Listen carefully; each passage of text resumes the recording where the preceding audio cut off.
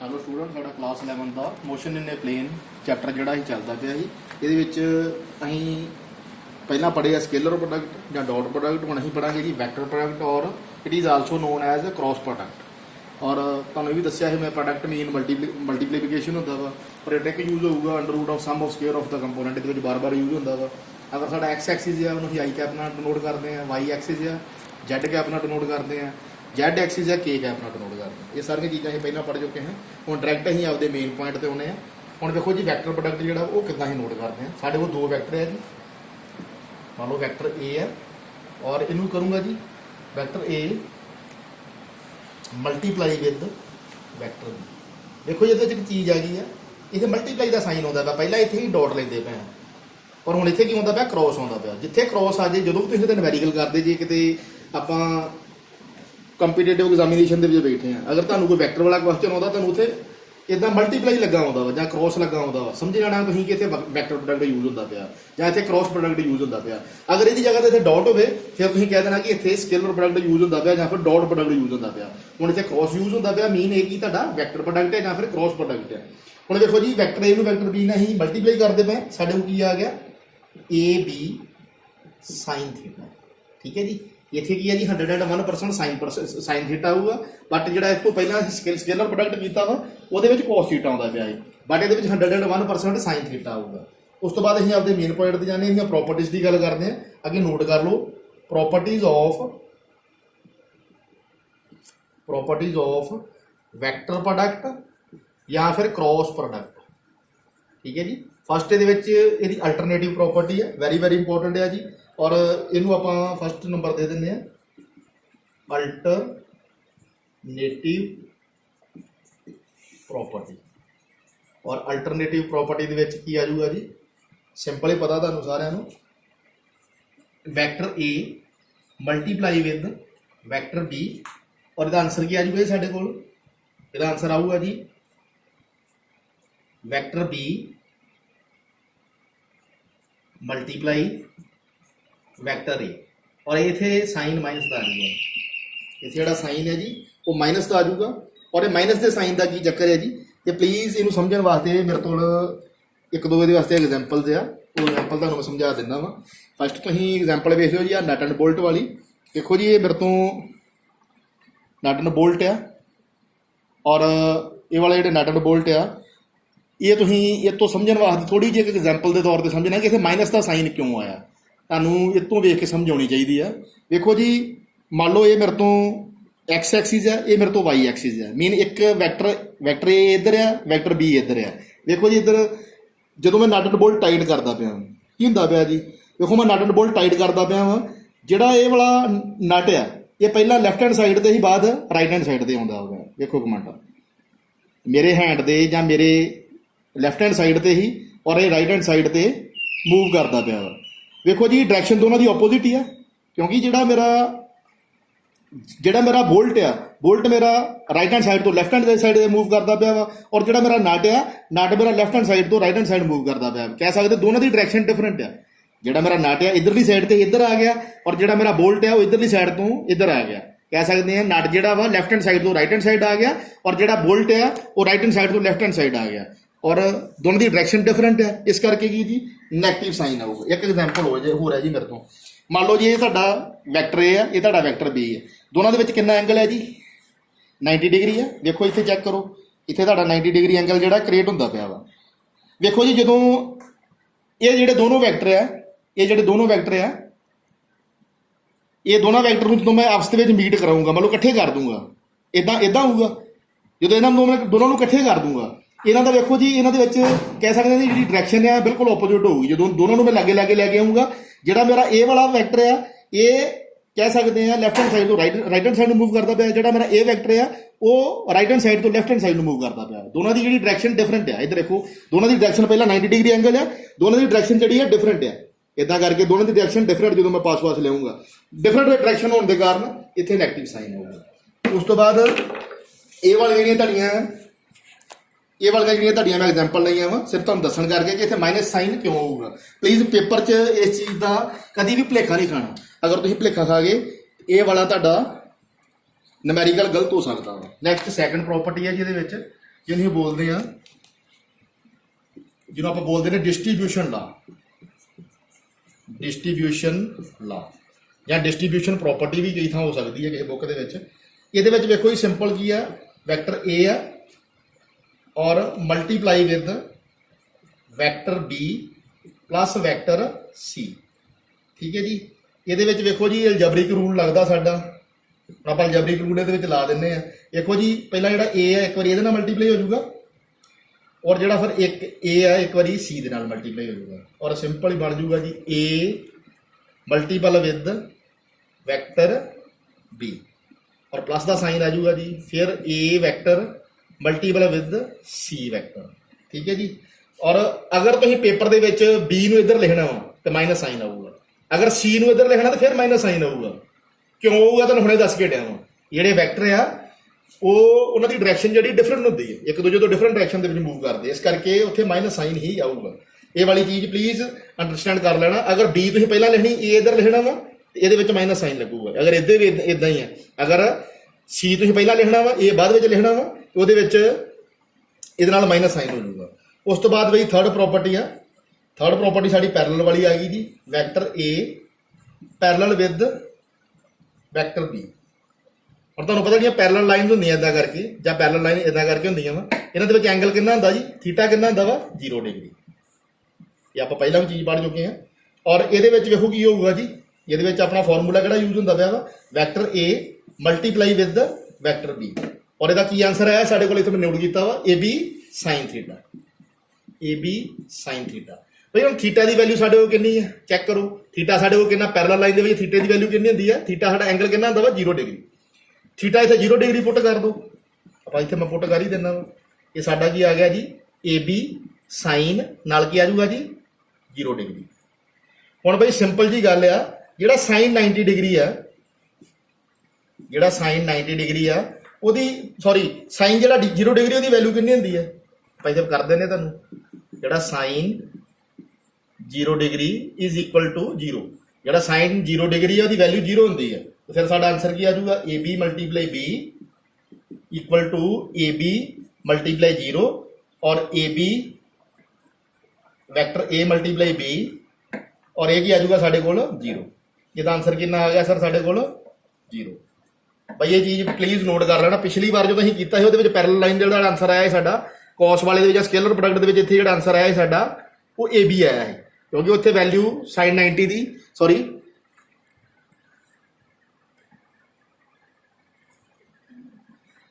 ਭਾਈ ਪਿਛਲੇ ਵਾਲੇ ਦੀ ਮੈਂ ਗੱਲ ਕਰਦਾ ਪਿਆ। ਪਿਛਲੇ ਵਾਲੇ ਦੇ ਵਿੱਚ ਕੀ ਹੈ ਜੀ, ਇੱਥੇ ਸਾਡਾ ਆਨਸਰ ਜਿਹੜਾ ਸੀ ਏ ਬੀ ਆਇਆ ਹੈ, ਕਿਉਂਕਿ ਉੱਥੇ ਸਾਡਾ ਜਿਹੜਾ ਕੋਸ 0 ਡਿਗਰੀ ਆ 1 ਹੁੰਦਾ ਵਾ, ਬਟ ਇੱਥੇ ਸਾਈਨ ਹੈ, ਸਾਈਨ 0 ਡਿਗਰੀ 0 ਹੁੰਦਾ ਵਾ, ਇਸ ਕਰਕੇ ਜਿਹੜਾ vector A multiply vector B is equal to 0।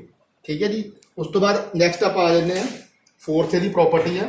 Fourth ਦੇ ਵਿੱਚ ਆਪਾਂ ਕੀ ਕਰਾਂਗੇ ਜੀ, vector A perpendicular, vector A perpendicular with vector B. ਹੁਣ ਬਈ ਇਹ ਜਿਹੜਾ ਵੈਕਟਰ ਏ ਆ ਉਹ ਬੀ ਦੇ ਨਾਲ ਪਰਪੈਂਡੀਕੂਲਰ ਆ, ਆਪਾਂ ਡਾਇਗਰਾਮ ਵੀ ਇੱਥੇ ਡਰਾ ਕਰ ਲੈਂਦੇ ਆ ਇਦਾਂ ਕਰਕੇ। ਠੀਕ ਹੈ ਜੀ। ਇਹ ਤੁਹਾਡਾ ਵੈਕਟਰ ਏ ਆ, ਤੁਹਾਡਾ ਵੈਕਟਰ ਬੀ ਹੈ, ਇਹ ਤੁਹਾਡਾ ਵੈਕਟਰ ਏ ਆ, ਵੈਕਟਰ ਬੀ ਹੈ, ਦੋਨਾਂ ਦੇ ਵਿੱਚ ਐਂਗਲ ਕਿੰਨਾ ਜੀ 90 ਡਿਗਰੀ। ਸੋ ਸਾਡਾ ਥੀਟਾ ਕਿੰਨਾ ਆ ਗਿਆ ਫਿਰ 90 ਡਿਗਰੀ। ਠੀਕ ਹੈ ਜੀ। ਤਾਂ ਪਰਪੈਂਡੀਕੂਲਰ ਦੇ ਵਿੱਚ ਹੁੰਦਾ ਹੀ ਹਮੇਸ਼ਾ 90 ਡਿਗਰੀ ਹੈ ਜੀ। ਉਸ ਤੋਂ ਬਾਅਦ ਵੇਖ ਲਓ ਜੀ, ਅਸੀਂ ਇਹਦਾ ਇਹਦਾ ਕ੍ਰੋਸ ਪ੍ਰੋਡਕਟ ਬਣਾ ਕੇ ਵੇਖ ਲੈਂਦੇ ਆ, vector A multiply with vector B ਔਰ ਇਹਦਾ ਫਾਰਮੂਲਾ ਯੂਜ਼ ਕਰੋ ਜੀ, ਏ ਬੀ ਸਾਈਨ ਥੀਟਾ। ਸੋ ਇੱਥੇ ਕੀ ਆ ਗਿਆ, ਏ ਬੀ ਸਾਈਨ ਥੀਟਾ। ਹੁਣ ਵੇਖੋ ਜੀ ਥੀਟਾ ਦੀ ਵੈਲਿਊ ਕਿੰਨੀ ਹੈ, ਥੀਟਾ ਇਕੁਅਲ ਟੂ 90 ਡਿਗਰੀ ਹੈ, ਇੱਥੇ ਥੀਟਾ ਦੀ ਵੈਲਿਊ ਅਸੀਂ 90 ਪੁੱਟ ਕਰ ਦੇਣੀ ਹੈ। A B vector A multiply vector B is equal to A B ਔਰ ਕਿੰਨਾ ਆ ਜਾਊਗਾ ਜੀ ਸਾਈਨ 90 ਡਿਗਰੀ। ਹੁਣ ਵੇਖੋ ਜਿਹੜਾ ਸਾਈਨ 90 ਡਿਗਰੀ ਹੈ, ਜਿਹੜਾ ਸਾਈਨ 90 ਡਿਗਰੀ ਹੈ ਉਹਦੀ ਵੈਲਿਊ ਕਿੰਨੀ ਹੁੰਦੀ ਹੈ ਜੀ, ਉਹਦੀ ਵੈਲਿਊ ਇੱਕ ਮਿੰਟ ਬੇਟੇ, sine 90 degree is equal to 1। ਹੁਣ ਵੇਖੋ ਜਿਹੜਾ ਸਾਈਨ 90 ਡਿਗਰੀ ਉਹ 1 ਹੁੰਦਾ ਵਾ। ਸੋ ਸਾਡਾ ਵੈਕਟਰ ਏ ਔਰ vector B is equal to ਕਿੰਨਾ ਆ ਜਾਊਗਾ ਜੀ ਏ ਬੀ। ਇੱਥੇ ਸਾਡਾ ਆਨਸਰ ਕੀ ਆ ਗਿਆ ਫਿਰ ਏ ਬੀ, ਕਿਉਂਕਿ ਦੇਖੋ ਉਲਟਾ ਆਇਆ ਜੀ ਇਹਦੇ ਵਿੱਚ। ਅਗਰ ਅਸੀਂ ਪਿਛਲੇ ਕੇਸ ਦੀ ਗੱਲ ਕਰੀਏ ਉਹਦੇ ਵਿੱਚ ਪੈਰਲਲ ਦੇ ਵਿੱਚ ਸਾਡਾ ਏ ਬੀ ਆਨਸਰ ਆਇਆ ਸੀ, ਬਟ ਇੱਥੇ ਸਾਡਾ ਪਰਪੈਂਡੀਕੂਲਰ ਦੇ ਵਿੱਚ ਏ ਬੀ ਆਨਸਰ ਆਇਆ ਵਾ। ਪਿਛਲੇ ਕੇਸ ਦੇ ਵਿੱਚ, ਇਸ ਕੇਸ ਦੇ ਵਿੱਚ ਸਾਡਾ इस केस दे विच साडा की होया जी, इस केस दे विच साडा ए बी आंसर आया ही और इस केस दे विच 0 आंसर आया है। बट इस केस दे विच इत्थे 0 आ गया वा और perpendicular they which A B आ गया वा। और उस तो बाद एक मिनट बेटे वेट करना,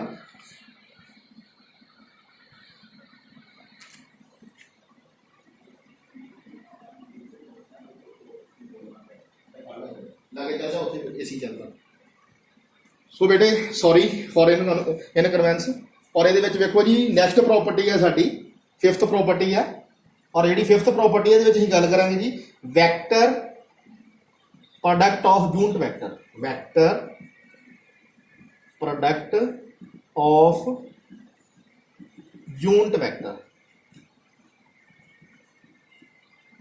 vector product of unit vector. हुण देखो जी तुहानूं मैं अगे भी दस्सिया है पिछली बार भी जिहड़ा यूनिट है या यूनिट ही है उसकी वैल्यू 1 हुंदी है, इन्हां दी वैल्यू 1 हुंदी है।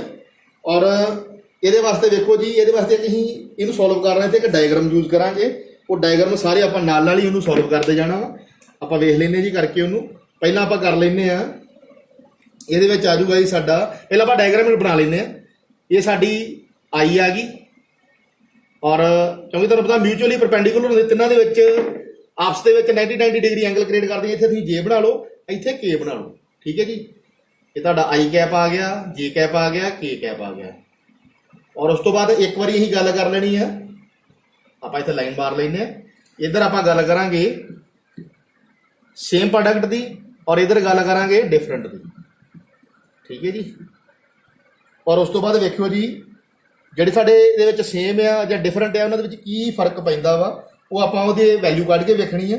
ਉਸ ਤੋਂ ਬਾਅਦ ਪਹਿਲਾਂ ਆਪਾਂ ਸੇਮ ਵਾਲੇ ਦੀ ਗੱਲ ਕਰ ਲੈਂਦੇ ਆ, I multiply I is equal to, ਔਰ ਉਸ ਤੋਂ ਬਾਅਦ ਜੇ ਮਲਟੀਪਲਾਈ ਜੇ ਇਜ਼ ਇਕੁਅਲ ਟੂ, ਉਸ ਤੋਂ ਬਾਅਦ K multiply K is equal to. ਇਹਨੂੰ ਆਪਾਂ ਸਾਰੇ ਨੂੰ ਇੱਦਾਂ ਕਰਕੇ ਲਿਖ ਲੈਂਦੇ ਆ। ਵੇਖੋ ਜੀ ਤੁਹਾਨੂੰ ਮੈਂ ਦੱਸਿਆ ਜਿਹੜਾ ਪੈਰਲਲ ਕੇਸ ਆ, ਪੈਰਲਲ ਕੇਸ ਸਾਡਾ ਕਿੰਨਾ ਆਨਸਰ ਹੈ ਇਹ 0, फिर यदा भी आंसर कितना आऊगा 0, यदा भी आंसर कितना आऊगा 0, यदा भी आंसर कितना आऊगा 0। बट पिछली बार जो सेम केस की गल की साडा आंसर 1 आया है, ठीक है जी। उस तो बाद देखो जी इनू डिफरेंट नूं सॉल्व करने वास्ते सानू इनू आड़ी डायग्राम बनाई है ना, आई जे इदां करके लिखा वा, म्यूचुअली परपेंडिकुलर कंडीशन च लिखा या ट्राई एंगल की पोजीशन च लिखा वा, इनू आपां सॉल्व करना वा। देखो जी जदों असीं गल करांगे आई इंटू जे कैप की, जदों असीं आई तो जे कैप की गल करांगे, इधर की गल करांगे, साडा आंसर आऊगा के कैप, साडा आंसर आऊगा के कैप, ठीक है जी। उस तो बाद होर वेख लो जी अगे, अगर असीं बेटे गल करते हैं जे तो आई कैप की, अगर असीं जे तो आई कैप की गल करते हैं फिर साडा आंसर कितना आऊगा, मैं तुहानूं करके विखा देना इत्थे। अगर असीं जे तो आई कैप की गल करते हैं फिर साडा आंसर बई तुहानूं वैसे तो वेख के पता लग ही जाना चाहिए वा, असीं हुण ओपोजिट डायरैक्शन जाते पे हैं, इत्थे साडा माइनस के कैप आंसर आ जाऊगा, ठीक है जी। प्लीज़ वाली चीज़ अंडरस्टैंड कर लियो, इत्थे साडा माइनस है के कैप आंसर आऊगा। उस तो बाद अगे वेख लो जी सैकंड कंडीशन दे विच की है, आपां इदां करके इहनूं डिवाइड कर दिंदे आ। हुण असीं गल करांगे जी अगे जे तो, अगर असीं जाने जी जे तो के कैप, इधर नूं मूव करते हैं। अगर वैक्टर जे तो वैक्टर के वाल जांदे पए आ, साडा की होऊगा जी, की आंसर आऊगा, फिर साडा आंसर आऊगा आई कैप, ठीक है जी। अगर वही असीं ओपोजिट डायरैक्शन जाना शुरू करता, मान लो असीं के तो जे वाल जाना शुरू करता, एरो तुहानूं डायरैक्शन शो करता पिया वा। अगर असीं के तो जे वाल जे कैप वाल जाना शुरू करता फिर की होऊगा जी, के तो अगर जे कैप वाल नूं जाने आ फिर साडे कोल की होऊगा जी। हुण तुसीं आंसर अपने आप तुहानूं समझ आ ही गई होनी है कि इहदे विच की आंसर होना चाहिए वा। हुण इहदा आंसर माइनस आई कैप आ जाऊगा, इत्थे माइनस लग जूगा नाल आई कैप आ जाऊगा। उस तो बाद लास्ट कंडीशन बचदी है जी, लास्ट कंडीशन वेख लो। और लास्ट कंडीशन के की होगा जी, अगर असीं के तो आई कैप वाल जाने, अगर मान लो के तो आई कैप वाल जाने, एरो तुहानूं डायरैक्शन शो करूगा।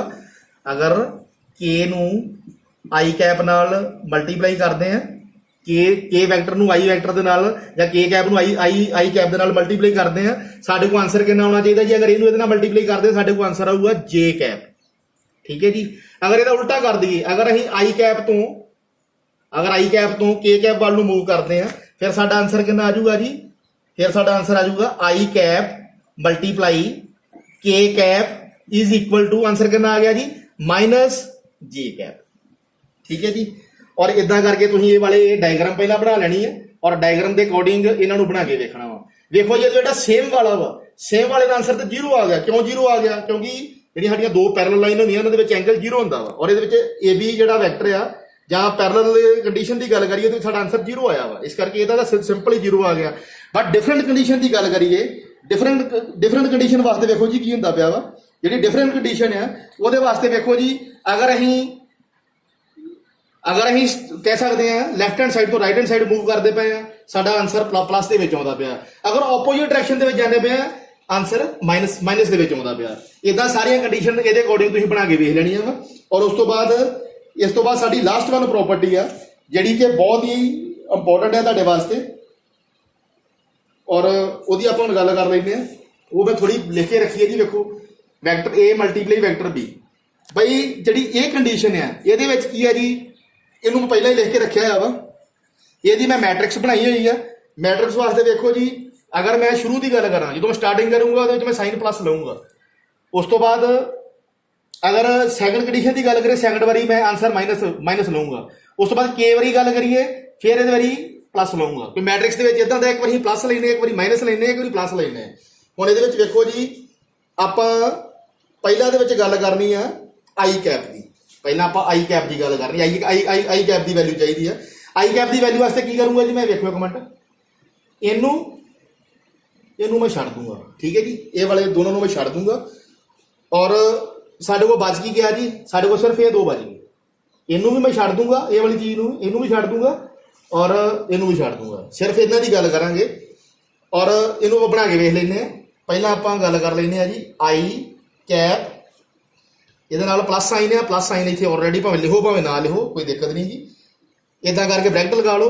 उस तो बाद ए नू बी जेड ना और जो ए नू बी जेड ना मल्टीप्लाई इहदा साइन प्लस आऊगा और जो तुम ए बी वाई नू ए जेड ना करोगे ये साइन माइनस आऊगा। प्लीज़ ये चीज़ नोट रख लियो मैं इतने लिखती है। आप इनू करके वेख लें। देखो जी पहला ए वाई नू बी जेड ना करो ये आ गया ए वाई बी जेड और ये साइन किहड़ा जी प्लस का। भावें प्लस साइन पाओ भावें ना पाओ अगर कोई नहीं लिखा तो समझो तो साइन प्लस ही होंगे जो अलजबरे च करते हैं। ठीक है जी और ये साइन की आऊगा जी हुण देखो बी वाई नू ए जेड ना करेंगे साइन माइनस का मैं लिखा ना माइनस फिर की आ जाऊगा बी वाई ए जेड। उस तो बाद देखो जी हुण असीं गल करनी है इनू बढ़ा दें माड़ा जा इनू आप बढ़ा दें इनू भी बढ़ा दें क्योंकि माड़ा जा इनू करके आपां नूं फिर एडजस्ट करना पैना वा।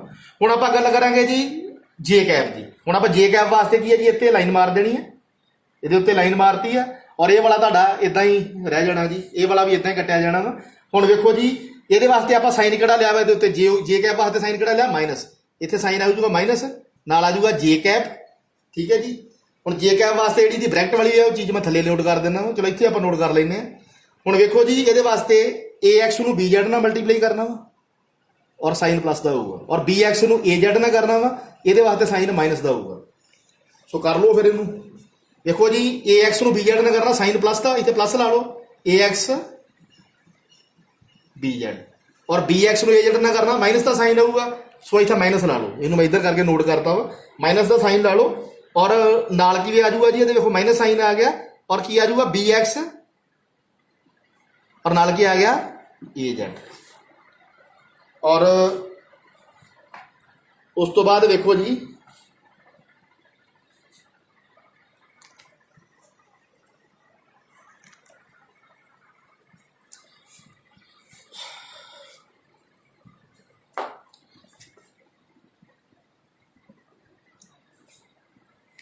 भाई जो आ वाला ना ए जेड नूं पहला लिख सकते हैं ये क्यों माइनस साइन आता पाया ना माइनस साइन करके आप इत्थे ए जेड जो शुरू तो लिख सकते हैं और जो बी एक्स आ सॉरी बी वाई जोड़ा वा वो बाद च लिख सकते हैं। इदा किया है ना इधर भी इनू उल्टा कर लो जी ए जेड पहला लिख लो ए जेड पहला लिख लो और बी एक्स बाद च लिख लो। ये आ गया तुहाडा आई ए वाई बी जेड और उस तो बाद ए जेड बी वाई और ए माइनस जे ए एक्स बी जेड और इधर आ गया तुहाडा ए जेड बी एक्स। उस तो बाद देखो जी लास्ट वन है। लास्ट वन देखो के वास्ते मैं की लिया वा जी इनू मैं फिर बड़ा बढ़ा देना वा ये वाली लाइनस नूं क्योंकि इस तो बिना साडा काम नहीं चलना। इनू मैं बड़ा बढ़ा के तुहाडे अगे फिर नोट करदा वा ज़्यादा वधिया आपां नूं समझ आऊगा। देखो जी ये आ गया तुहाडा बी एड बी वाई और इत्थे भी ए वाई तुहाडा आ गया। हुण देखो जी असीं के कैप की गल करनी है। के कैप वास्ते मैं साइन किहड़ा लिया प्लस का। सो इत्थे तुहाडा साइन की आ जाऊगा प्लस आ जाऊगा। प्लस के नाल की आ जाऊगा जी के कैप आ जाऊगी। इत्थे ब्रैकेट लगा लिओ के कैप आ जाऊगी। के कैप तो बाद ये असीं ब्रैकेट लगाउणी है और ब्रैकेट लगाउण वास्ते कोई जी के की वैल्यू कढनी है। इनू लाइन मार दो ठीक है जी। साडे कोल की बचना इन्हां दोवां दे विच हुण प्रोडक्ट बनना वा। हुण इन्हां दे विच किदां प्रोडक्ट बनूगा जी। इन्हां दा प्रोडक्ट बनाउण वास्ते असीं की करांगे जी ਇਹਦੇ ਵਿੱਚ ਵੇਖੋ ਜੀ ax ਨੂੰ by ਨਾਲ ਕਰਾਂਗੇ ਔਰ ਇਹਦੇ ਵਾਸਤੇ ਸਾਈਨ ਪਲੱਸ ਹੋਊਗਾ ਔਰ ay ਨੂੰ bx ਨਾਲ ਕਰਾਂਗੇ ਇਹਦੇ ਵਾਸਤੇ ਸਾਈਨ ਮਾਈਨਸ ਹੋਊਗਾ ਠੀਕ ਹੈ ਜੀ। ਇਹਦੇ ਵਾਸਤੇ ਸਾਈਨ ਮਾਈਨਸ ਹੋਊਗਾ ਔਰ ਬੇੜੇ ਇਹ ਚੀਜ਼ ਕਦੀ ਕਨਫਿਊਜ਼ ਨਹੀਂ ਹੋਣਾ ਤੁਸੀਂ ਕਿ ਜਿਹੜਾ bx ਹੈ ਨੂੰ ਤੁਸੀਂ ਪਹਿਲਾਂ ਵੀ ਲਿਖ ਸਕਦੇ ਜੇ। ਇੱਥੇ bx ਤੁਸੀਂ ਪਹਿਲਾਂ ਵੀ ਲਿਖ ਸਕਦੇ ਜੇ ਕਿਉਂਕਿ ਜਿਹੜਾ ਮਾਈਨਸ ਸਾਈਨ ਆਉਣ ਡਿਆ ਨਾ ਜਿਹੜਾ ਜਿੱਥੇ ਵੀ ਮਾਈਨਸ ਸਾਈਨ ਆਉਣ ਡਿਆ ਵਾ ਸਮਝੋ ਕਿ ਉੱਥੇ bx ਜਿਹੜਾ ਵਾ ay ਵੱਲ ਨੂੰ ਜਾਣ ਡਿਆ ਵਾ ਜਾਂ ਇੱਥੇ ਵੀ ਜਿਹੜਾ bx ਹੈ ਉਹ az ਵੱਲ ਨੂੰ ਜਾਣ ਡਿਆ ਵਾ। ਇੱਥੇ ਵੀ ਜਿਹੜਾ ਤੁਹਾਡਾ by ਆ ਉਹ az ਵੱਲ ਨੂੰ ਜਾਣ ਡਿਆ ਵਾ। ਪਲੀਜ਼ ਇਹ ਵਾਲੀ ਚੀਜ਼ ਤੋਂ ਕਨਫਿਊਜ਼ਨ ਕਿਉਂਕਿ ਸਾਈਨ ਮਾਈਨਸ ਦਾ ਇਹੋ ਸ਼ੋ ਕਰਦਾ ਪਿਆ ਵਾ ਕਿ ਸਾਡਾ bx ay ਵੱਲ ਨੂੰ ਜਾਂਦਾ ਪਿਆ ਵਾ। ਇਹਦੇ ਵਿੱਚ ਵੇਖੋ ਜੀ ਹੁਣ ਕੀ ਆ ਜਾਊਗਾ ਸਾਡਾ ਜਿਹੜਾ ax ਨੂੰ by ਨਾਲ ਮਲਟੀਪਲਾਈ ਕਰੋ ਸਾਈਨ ਕਿਹੜਾ ਆਊਗਾ ਪਲੱਸ ਦਾ। ਸੋ ਆਪਾਂ ਇੱਥੇ ਲਿਖ ਦਾਂਗੇ ਪਲੱਸ ax by और उस तो बाद देखो जी bx जो ay वाल जाता वा साइन किहड़ा आऊगा माइनस का ठीक है जी। हुण भावें तुसीं ay bx लिख दो कोई दिक्कत नहीं क्योंकि साइन माइनस का आ गया ना कोई ये तुहाडी सारी वैल्यू ठीक आ जानी जो तुसीं वैल्यू कढोगे ना ये माइनस साइन जिहड़ा ये तो भुलेखा नहीं खाना क्योंकि ये चीज़ इहदे विच मेन है। ये चीज़ इहदे विच बहुत ही अंडरस्टैंड करने वाली है। हुण भावें तुसीं bx ay लिख दो भावें ay bx लिख दो कोई दिक्कत नहीं गी। हुण मैं इहनूं इदां ही नोट करूँगा मैं इहनूं करूँगा ay bx नोट करूँगा। हो सकता तुहाडी बुक दे विच जिहड़ा bx ਨੂੰ ਪਹਿਲਾਂ ਲਿਖਿਆ ਹੋਵੇ ay ਨੂੰ ਬਾਅਦ ਚ ਲਿਖਿਆ ਹੋਵੇ ਪਰ ਹੁਣ ਇਹ ਚ ਕੋਈ ਚੱਕਰ ਨਹੀਂ ਹੈ ਕਿਉਂਕਿ ਸਾਨੂੰ ਮਤਲਬ ਹੈਗਾ ਮਾਈਨਸ ਦੇ ਨਾਲ। ਇਹ ਜਿਹੜਾ ਮਾਈਨਸ ਪਲੱਸ ਦਾ ਸਾਈਨ ਹੈ ਤੁਸੀਂ ਗੜਬੜ ਕਰਤੀ ਤੁਹਾਡਾ ਸਾਰਾ ਨਿਊਮੈਰੀਕਲ ਗਲਤ ਹੋ ਜਾਣਾ। ਹੁਣ ਵੇਖੋ ਜੀ ਇਹ ਮੇਰੇ ਤਿੰਨੇ ਹੀ ਇਹ ਇੱਕ ਵਾਰੀ ਮੇਰੀ i ਦੀ ਵੈਲਿਊ ਵੀ ਆ ਗਈ ਇੱਕ ਵਾਰੀ ਮੇਰੀ j ਦੀ ਵੈਲਿਊ ਵੀ ਆ ਗਈ ਔਰ ਇੱਕ ਵਾਰੀ ਮੇਰੀ k ਦੀ ਵੈਲਿਊ ਵੀ ਆ ਗਈ ਔਰ ਇਹਦੇ ਨਾਲ ਹੀ ਮੇਰਾ ਜਿਹੜਾ vector a multiply vector b ਆ ਉਹਦਾ ਇਹ ਆਨਸਰ ਆ ਗਿਆ। ਇਹ ਵਾਲਾ ਆਨਸਰ ਜਿਹੜਾ ਵਾ ਤੁਸੀਂ ਆਪਦੀ ਕਾਪੀ ਤੇ ਨੋਟ ਕਰ ਲੈਣਾ ਵਾ। ਜਿਹੜਾ ਸਾਡਾ ਪਾਰਟ 1 ਆ ਪਲੱਸ 2 ਦੀ ਬੁੱਕ ਦਾ ਉਹਦੇ ਵਿੱਚ ਜਿੰਨੇ ਵੀ ਨਿਊਮੈਰੀਕਲ ਨਿਕਲਣੇ ਆ ਇਲੈਕਟ੍ਰਿਕ ਫੀਲਡ ਵਾਲੇ ਜਾਂ ਮੈਗਨੈਟਿਕ ਫੀਲਡ ਵਾਲੇ ਉਹ 'ਚ ਇਹ ਵਾਲਾ ਫਾਰਮੂਲਾ ਜਿਹੜਾ ਵਾ ਬਹੁਤ ਜ਼ਿਆਦਾ ਯੂਜ਼ ਹੋਣਾ ਵਾ ਔਰ ਇਹ ਫਾਰਮੂਲੇ ਨੂੰ ਪੱਕਾ ਤੁਸੀਂ ਕਾਪੀ ਤੇ ਨੋਟ ਕਰਕੇ ਰੱਖਣਾ ਵਾ। ਇਹ ਨਹੀਂ ਕਿ ਤੁਹਾਨੂੰ ਇਹ ਫਾਰਮੂਲਾ ਭੁੱਲ ਜੇ ਬਾਅਦ ਦੇ ਵਿੱਚ ਫਿਰ ਉਸ ਤੋਂ ਬਾਅਦ ਜਿਹੜੇ ਨਿਊਮੈਰੀਕਲ ਅੰਡਰਸਟੈਂਡ ਕਰਨ ਦੇ ਵਿੱਚ ਬਹੁਤ ਦਿੱਕਤ ਆ ਸਕਦੀ ਹੈ। ਇਹ ਜਿਹੜੇ ਸਾਈਨ ਲੈਂਦੇ ਪਏ ਨਾ ਆਪਾਂ ਇਹਨਾਂ ਦੇ ਵਿੱਚ ਹੀ ਬਹੁਤ ਦਿੱਕਤ ਆ ਜਾਂਦੀ ਹੈ ਔਰ ਮੈਟ੍ਰਿਕਸ ਤੁਸੀਂ ਮੈਥ ਦੇ ਵਿੱਚ ਪੜ੍ਹ ਹੀ ਲੈਣੀ ਹੈ ਤੁਹਾਨੂੰ ਹੋਰ ਜ਼ਿਆਦਾ ਕਲੀਅਰ ਹੋ ਜਾਣੀ ਹੈ ਵੀ ਕਿੱਦਾਂ ਮੈਟ੍ਰਿਕਸ ਕਰਦੇ ਆ ਬਟ ਇਹਦੇ ਵਿੱਚ ਥੋੜਾ ਜਿਹਾ ਡਿਫਰੈਂਟ ਹੀ ਉਹ ਤੁਹਾਨੂੰ ਚੀਜ਼ ਦੱਸਦੀ ਆ ਔਰ ਇਹਦਾ ਇਹ ਵਾਲਾ ਆਨਸਰ ਆ ਗਿਆ ਠੀਕ ਹੈ ਜੀ। ਔਰ ਇਹਦੇ ਨਾਲ ਹੀ ਤੁਹਾਡਾ ਇਹ ਵਾਲਾ ਜਿਹੜਾ ਟੌਪਿਕ ਖਤਮ ਹੋ ਗਿਆ। Thank you.